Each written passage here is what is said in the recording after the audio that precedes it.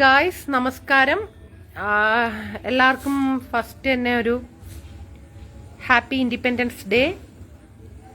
നമ്മളുടെ പൂർവികർ നമുക്ക് നേടിത്തന്ന സ്വാതന്ത്ര്യമാണ് ഇന്ന് നമ്മൾ ഇവിടെ ഇത്ര സ്വാതന്ത്ര്യത്തോടെ നമ്മൾ ആഘോഷിക്കുന്നത്. അപ്പം നമുക്ക് എപ്പോഴും അവരോടൊരു കടമയുണ്ട് ഗായ്സ്.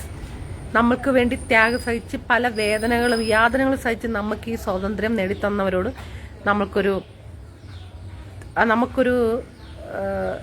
കടപ്പാടും കടമയുണ്ട്. അപ്പം ജയ് ഹിന്ദ്. ഓക്കെ, എല്ലാവർക്കും ഹാപ്പി ഇൻഡിപെൻഡൻസ് ഡേ. പിന്നെ ഞാൻ വേറൊരു മാറ്ററും കൂടി പറയാനാണ് വന്നത്. ഇതിൻ്റെ കൂടെ അങ്ങ് പറയാമെന്ന് വെച്ചു. എൻ്റെ ലൈവ് വന്നതാണല്ലോ. ഞാൻ ബിഗ് ബോസിലെ കാര്യങ്ങളാണ് ഞാനിവിടെ പറയാൻ ആഗ്രഹിക്കുന്നത്. വൺ ഓഫ് ദ രേണുസുതിയെ അക്ബർ സെപ്റ്റി ടാങ്ക് എന്ന് വിളിച്ചെന്ന് പറഞ്ഞിട്ട് രേണുസുതി ഇങ്ങനെ പാടിക്കൊണ്ടേ നടക്കണം ആ പ്ലാറ്റ്ഫോമിനകത്ത്. അതിനോട് എനിക്ക് ഒരു കാര്യം പറയാനുണ്ട്. ഒരാള് നമ്മളെ സെപ്റ്റി ടാങ്ക് എന്ന് വിളിച്ചതുകൊണ്ട് നമ്മൾ സെപ്റ്റി ടാങ്ക് ആവില്ല. ഒരു സ്ത്രീ എന്നുള്ള ധർമ്മം ഞാൻ അത്രക്കാരിയല്ല എന്ന് സ്വയമേ ഒരു ബോധം ഉണ്ടായാൽ ഇനി ഏത് കൊലകൊമ്പൻ വന്ന് നമ്മുടെ മുന്നിൽ വന്ന് നമ്മളെ മോശമായി പറഞ്ഞാൽ നമ്മൾ കുലുങ്ങേണ്ട ആവശ്യമില്ല. പക്ഷേ രേണുസുതി ഇപ്പൊ ഈ ഒരു 1 വീക്കായിട്ട് ഞാൻ സെപ്റ്റി ടാങ്ക് അല്ല, ഞാൻ അങ്ങനെയല്ല, ഞാൻ ഇങ്ങനെയല്ല, എന്നെ അങ്ങനെ വിളിക്കാൻ പാടില്ല എന്നൊക്കെ പറഞ്ഞ് രേണുസുതി ഈ ഒരു 1 വീക്ക് ഇങ്ങനെ തന്നെ അങ്ങ് കൊണ്ടുപോയി. അപ്പം എനിക്ക് രേണുസുതിയോട് ചോദിക്കാൻ ഒരു കാര്യം. അക്ബർ നിങ്ങളെ സെപ്റ്റി ടാങ്ക് എന്ന് വിളിച്ചപ്പോൾ നിങ്ങൾ ആ പ്ലാറ്റ്ഫോമിൽ നിന്ന് അക്ബറിനെ വേട്ടപ്പട്ടി എന്ന് വിളിച്ചു. അപ്പം അക്ബർ വേട്ടപ്പട്ടിയായിട്ടാണോ നിങ്ങൾ അക്ബറിനെ വേട്ടപ്പട്ടി എന്ന് വിളിച്ചത്? പറ. അപ്പം അതിനെക്കുറിച്ച് അക്ബർ ഒന്നും പറഞ്ഞില്ല. കാരണം അക്ബറിനറിയാം അക്ബർ ആണെന്ന്. ഒരാൾ വേട്ടപ്പട്ടി എന്ന് വിളിച്ചുകൊണ്ട് അയാൾ വേട്ടപ്പട്ടി ആവാൻ പോകുന്നില്ല, അയാൾക്ക് നല്ല ബോധമുള്ളതുകൊണ്ട് അയാൾ അതിന് വേണ്ടിയിട്ട് പ്രതികരിക്കാനൊന്നും പോയില്ല. പക്ഷെ രേണുസുതി അന്ന് മുതൽ ടിൽ ദ ഡേ വരെ ഈ അക്ബർ പറഞ്ഞ വാക്കും കൊണ്ട് ഇങ്ങനെ ഇരിക്കുകയാണ്. ക്യാമറ വന്നിരുന്ന് കരയും മോങ്ങയൊക്കെ ചെയ്തു. അതൊക്കെ ഒരു ഒരു ഒരു പട്ടി ഷോ ആയിട്ടാണ് എനിക്ക് തോന്നുന്നത്. കാരണം എൻ്റെ മുഖത്ത് നോക്കി എന്നെ ആരെങ്കിലും മോശമായൊരു വാക്ക് പറഞ്ഞാൽ ഞാൻ അപ്പം അവരുടെ ഒന്ന് പ്രതികരിക്കും. ഇത് ഉപയോഗിക്കാൻ പാടില്ല, ഞാൻ അത്തരത്തിലുള്ളൊരു വ്യക്തിയല്ല എന്ന് പറഞ്ഞ് ഞാൻ ആ സംഭവം അവിടെ വെച്ച് ക്ലോസ് ചെയ്യും. പിന്നെ അതിനെ ചൊല്ലി ഇങ്ങനെ പറഞ്ഞ് എൻ്റെ സമയം ഞാൻ മെനക്കെടുത്താൻ പോകില്ല. കാരണം ഞാൻ അങ്ങനെ മെനക്കെടുത്താൻ പോയാൽ ഞാൻ അങ്ങനെ ആയെന്നുള്ളത് വരും. മനസ്സിലായോ? ഞാൻ അത്തരത്തിലുള്ളൊരു വ്യക്തിയായി മാറുകയാണ് ചെയ്യുന്നത്. ഞാൻ അതിനെ പറഞ്ഞുകൊണ്ടിരുന്നു കഴിഞ്ഞാൽ ഇപ്പൊ രേണുസുതി അങ്ങനെ പറഞ്ഞുകൊണ്ടിരിക്കുമ്പോൾ സാധാരണ ആൾക്കാർ എന്താ ഇപ്പം അവർക്കെതിരെ ഒരുപാട് ബാഡ് കമന്റുകൾ വരുന്നുണ്ട്. ഇവരെന്താ ഇങ്ങനെ പറഞ്ഞുകൊണ്ടിരിക്കുന്നത്, ഇതെന്താ ഇങ്ങനെ. സത്യത്തിൽ രേണുസുതി ബിഗ് ബോസിൽ വേസ്റ്റാണ് ഗൈസ്, വേസ്റ്റാണ്. കാരണം ആ സ്ത്രീക്ക് നന്നായിട്ട് ഗെയിം കളിക്കാൻ അറിയില്ല. പണ്ട് സമൂഹത്തിലിറങ്ങി ഇങ്ങനെ വൈറൽ ഓരോരോ കണ്ടന്റുകൾ ഇറക്കി ഇങ്ങനെ തിന്നുന്നതും പോകുന്നതും വരുന്നതും ഒക്കെ കാണിച്ച് വൈറലായതല്ലാണ്ട് നന്നായിട്ടൊന്ന് അഭിനയിച്ചു നല്ലൊരു അഭിനേത്രിയാണെന്ന് പോലും ആ സ്ത്രീ തെളിയിച്ചിട്ടില്ല. പിന്നെ എന്തൊക്കെയോ ഭാഗ്യങ്ങൾ കൊണ്ട് ഇങ്ങനെ ഓരോരോ കണ്ടന്റുകൾ ഇറക്കി ഇങ്ങനെ വിധവ എന്നുള്ളൊരു കോൺസെപ്റ്റ് ഒരു ദാസേട്ടൻ എന്ന് പറഞ്ഞ ഒരു വ്യക്തിയുമായിട്ടൊരു റീൽസ് ചെയ്തതോടെ ഒരു വിധവ അത് മറികടന്ന് ഭർത്താവില്ലാത്തൊരു സ്ത്രീ ഒരു സെക്ഷലി ഫീൽ ചെയ്യുന്ന ഒരു സോങ് അഭിനയിച്ചപ്പോൾ അതൊക്കെ ജനങ്ങൾ ഏറ്റെടുത്ത് അവരെ വൈറലാക്കി. അത്തരത്തിലുള്ള കാര്യങ്ങൾ മാത്രമേ രേണുസുതിയെ കൊണ്ട് പറ്റുന്നുള്ളൂ. അല്ലാതെ ബിഗ് ബോസിനകത്ത് കൊടുക്കുന്ന ടാസ്ക് പോലും നല്ല രീതിയിൽ രേണുസുതി കളിക്കുന്നില്ല. എപ്പോഴും ഈ പുരാണം പറഞ്ഞുകൊണ്ടിരിക്കലാണ് പരിപാടി.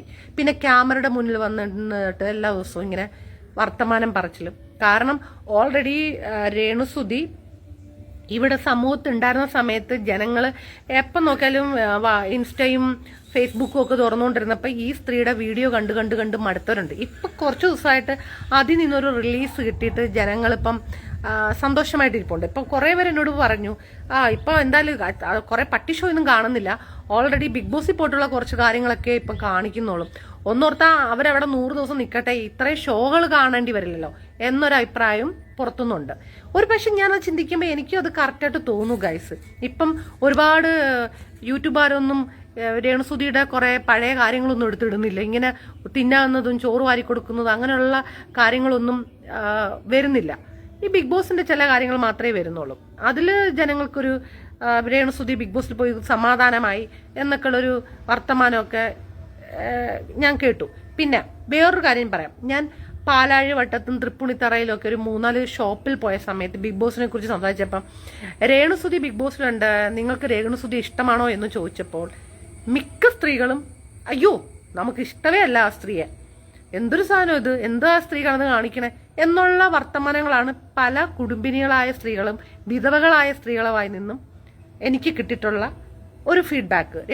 രേണുസുതി പറയുന്നു വിധവകൾക്ക് വേണ്ടി എന്തൊക്കെയോ ചെയ്തു, വിധവകൾ എന്തൊക്കെയോ അവരെ വിധവകൾക്ക് വേണ്ടിയുള്ള മെസ്സേജുകൾ കൊടുത്തു എന്നൊക്കെയാണ് പറയുന്നത്. എനിക്ക് അങ്ങനെ തോന്നുന്നില്ല ഗൈസ്.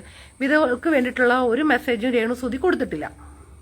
പിന്നെ വിധവയായ ഒരു സ്ത്രീ ഇത്തരം വീഡിയോകൾ ചെയ്തു വൈറലായി, അങ്ങനെ മാത്രമേ പറയാൻ പറ്റൂ. അല്ലാതെ വിധവകൾക്ക് വേണ്ടിയിട്ട് അങ്ങനെ സമൂഹത്തിൽ എന്തൊക്കെയോ നല്ല കാര്യങ്ങളോ വലിയ കാര്യങ്ങളോ ചെയ്തെന്നൊന്നും എനിക്ക് തോന്നുന്നില്ല. നിങ്ങൾക്ക് ആരെങ്കിലും തോന്നുന്നുണ്ടോ? നിങ്ങൾക്ക് ഞാൻ പറയുന്നതിൽ എന്തെങ്കിലും തെറ്റുകളുണ്ടെങ്കിൽ നിങ്ങൾക്ക് ചൂണ്ടിക്കാണിക്കാം. നിങ്ങൾക്ക് തോന്നുന്നുണ്ടോ? പറ. നിങ്ങൾക്ക് തോന്നുന്നുണ്ടോ അങ്ങനെ? എനിക്കൊരു കോള് വന്നു, അപ്പൊ ലൈവ് ഉണ്ടോന്നറിയില്ല.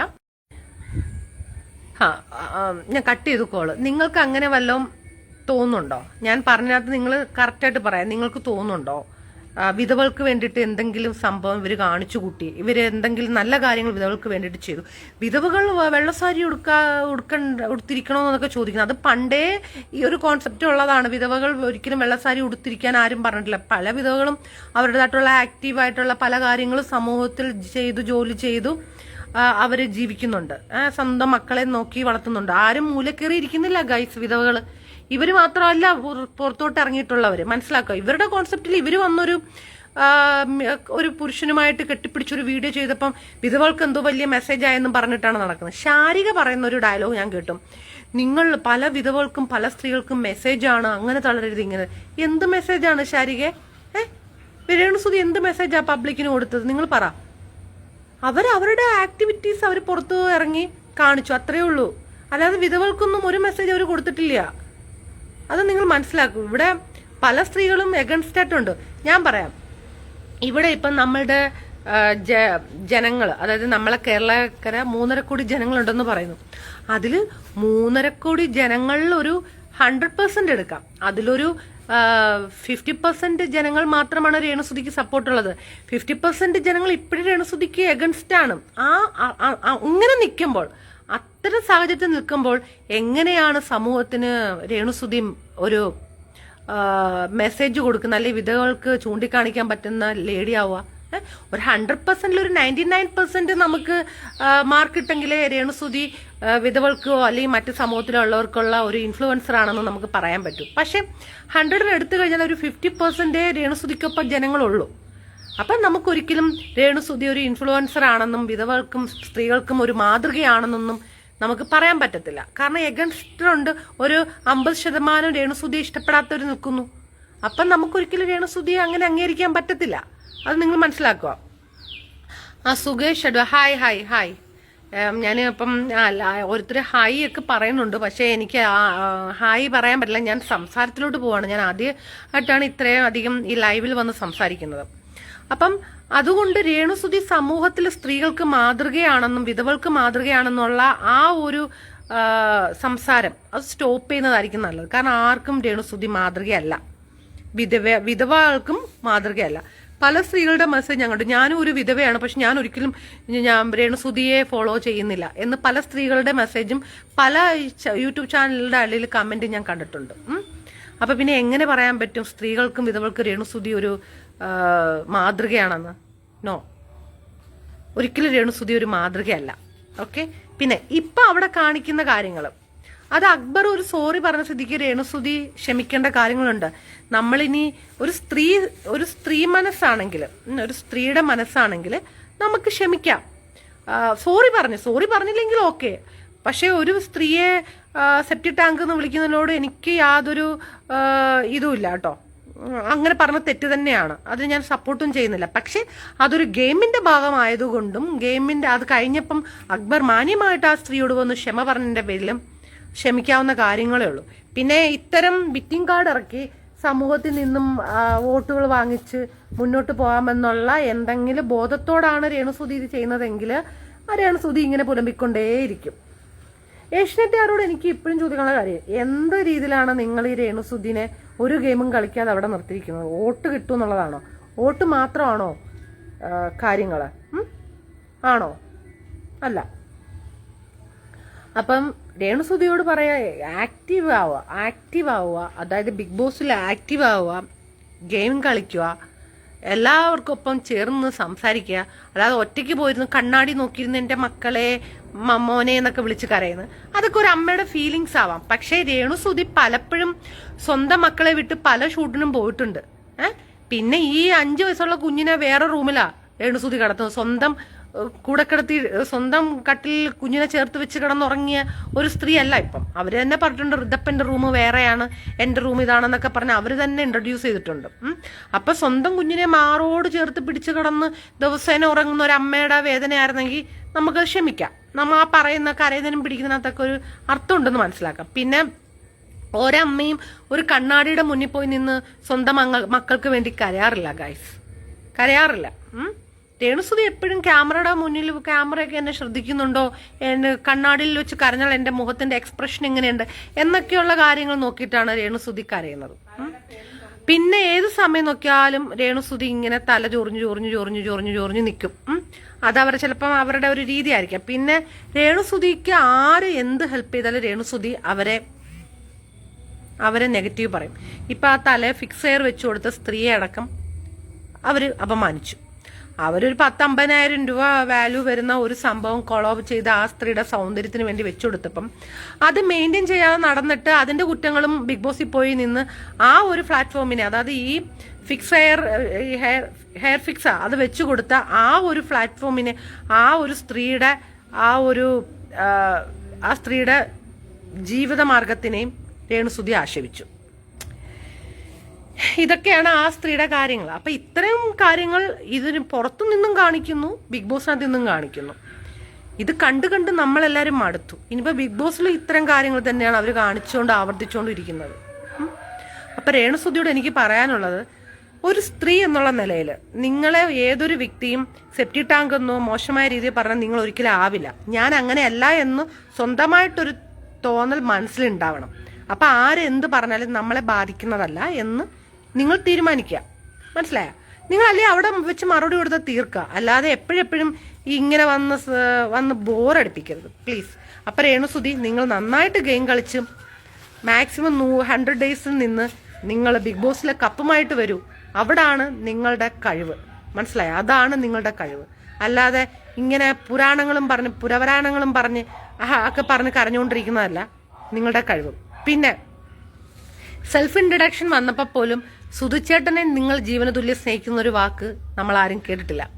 നിങ്ങൾ മീഡിയയുടെ മുന്നിലും വൈറലാവാൻ വേണ്ടിയിട്ട് മാത്രമാണ് സുധിച്ചേട്ടനെ നിങ്ങൾ ഉപയോഗിച്ചത്.